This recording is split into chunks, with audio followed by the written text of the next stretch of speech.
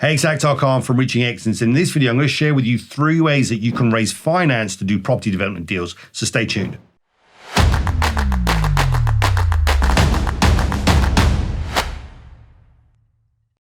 Okay, so in this video, I want to share with you some ways that you can raise finance to do perhaps larger property development deals. So we're not talking about your regular buy-to-lets and your kind of refurbs. We're talking about doing things that are a little bit more heavy duty. So things like perhaps large HMOs, commercial conversions, flat conversions, that kind of thing, okay? Because you're entering into a different ballpark when it comes to lending. Now, most buy-to-let lenders will lend up to a certain point. You know, they'll be happy to lend on houses that you can do a light refurb on. When you go beyond that, you know, your products are a little bit limited. So you have to go into a different sphere of lending. So we're going to talk about things like bridging finance, and we're going to talk about some of the products that are available out there right now. But specifically, this video is around how to raise money or equity for doing development deals. So what's the difference? Let me make a distinction first. You know, property refurbishment tends to be more your kind of standard bread and butter buy-to-let houses or flats. And when we're going into property development, we're talking about things like, you know, larger HMOs, commercial conversions, perhaps if you're splitting a house into flats, or even if you're doing a land deal and building it into houses or block of flats, that kind of thing. So we're into a different sphere of lending here, which means there's more complexities around stuff. So let's talk about this. Now, when it comes to me personally doing deals, we've done everything from your regular buy-to-let bread and butter stuff, and we've got a land deal that we've got going through right now, which is going to get planning for around about 16 to 20 houses, depending on what we get across the line. But I tend to do stuff middle of the road. So it's going to be either your bread and butter stuff that comes up, or it'll be kind of commercial conversions, flats with uppers and at the back. That's the kind of stuff that I like to do. I find it's the kind of sweet spot for us. So let's talk about the ways that you can raise finance. Now, naturally, if you've got your own money, that's always going to be great, but it doesn't matter how much money you've got. If you've got a good flow of deals coming into your business, then eventually you're going to run out of cash for your own, you know, deposits and also for financing those deals. So there'll come a point, and this is something that I teach inside of our academy, there comes a point where you're going to run out of your own cash and you don't necessarily want to lose those deals. So you're going to need to look at other ways that you can raise cash.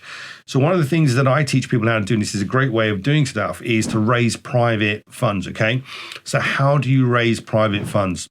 Well, first off, you either need to find a JV partner, someone who's willing to come in and put some cash into the deal to get a return out of it, or someone who's willing to just lend you money at a fixed interest rate. So typically, when it comes to me doing deals, I have people that lend us money at a fixed interest rate. Why do people want to lend you money? Well, sometimes, you know, people think, well, if people have got money, why don't they just go and do it themselves? Sometimes people just don't have the time, they don't have the energy, they don't have the drive, and they don't want the headache and the risks, but they've got money that's sitting in the bank that's lazy money, that's not doing anything. In fact, if it's sitting in the bank, it's going to depreciate because of inflation. So just to give you an example, I've got a couple of investors I work with. I have, both of these are retired. One of them just doesn't want to do anything. She's retired. She wants to spend time with her grandkids. She is happy to give us, lend us out money to fund some of our projects. And then what we do is give her a fixed rate of return at the end of the project. We have another investor who sails around the Mediterranean.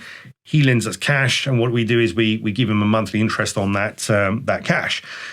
Both these people are retired. They don't want the headache and the hassle of doing deals. So there are people out there that have got money, and having money sat in the bank is a problem for them. You'll also find that there will be people who own businesses, and they have a different set of challenges. I was talking to somebody yesterday, a new mentee of mine, about raising money. I remember going to a property auction and I was thinking about flipping a property. I had a property that I wasn't sure if I was going to refurb or not. I thought maybe I'll just chuck this in the auction. And I went to the auction, and there was one that was literally in the next row. And I thought, I'm going to see what this goes for. So the property needed a full refurb, and it went above its market value. And I remember thinking, why on earth did the guy buy this? Okay, why did he pay over market value, considering he needed a full refurb? So I went up and chatted with the guy after the auction, after he'd won the bid. And I said to him, look, I know you won that property. Could you mind if I ask you a question? I said, what's your buying model? The reason I'm asking is I've got a property around the corner.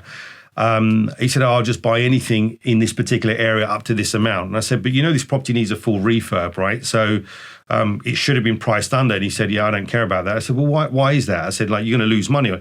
He said, no, I have a business, and if I don't offset my profits, I'm going to get taxed heavily.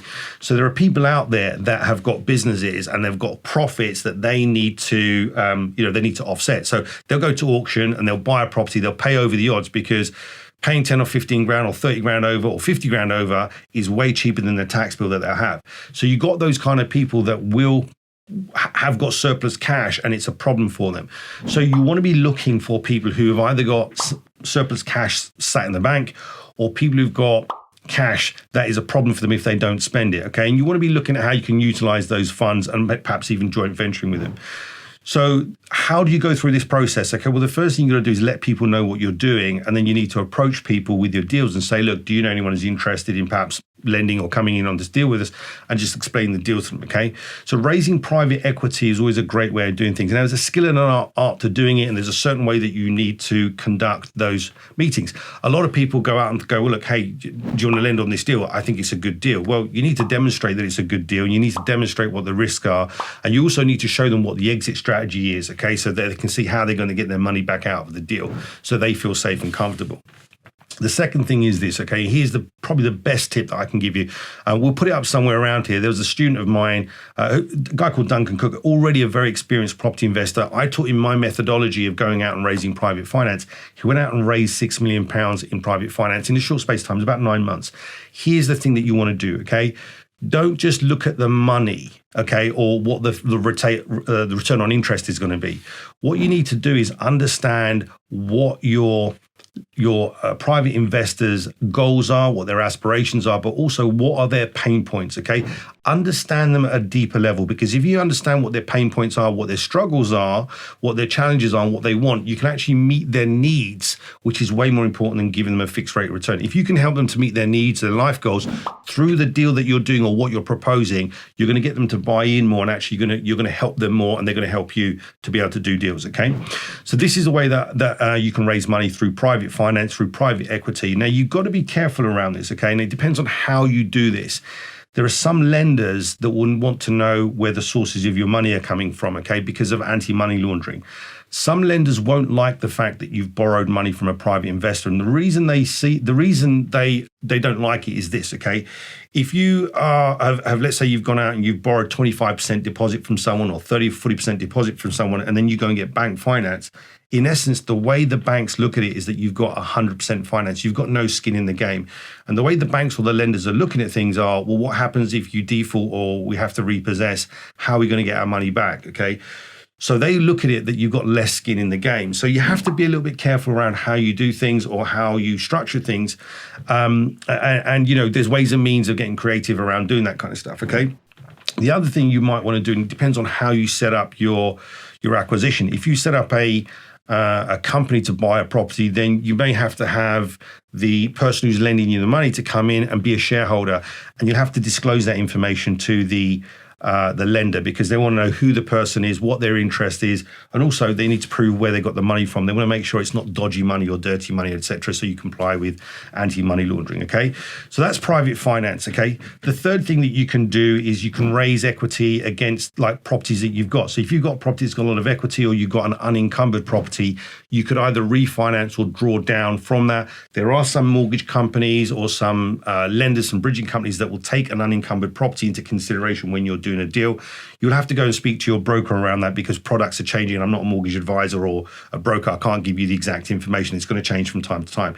But there are some products out there where you can go and use and leverage an unencumbered property. One of my students recently done this. We did an interview with her a little while ago where she leveraged the equity in her main residence and went out and did 4 deals. She made about 480 grand in equity, 60 grand a year income from 4 properties. Okay, so it can be done.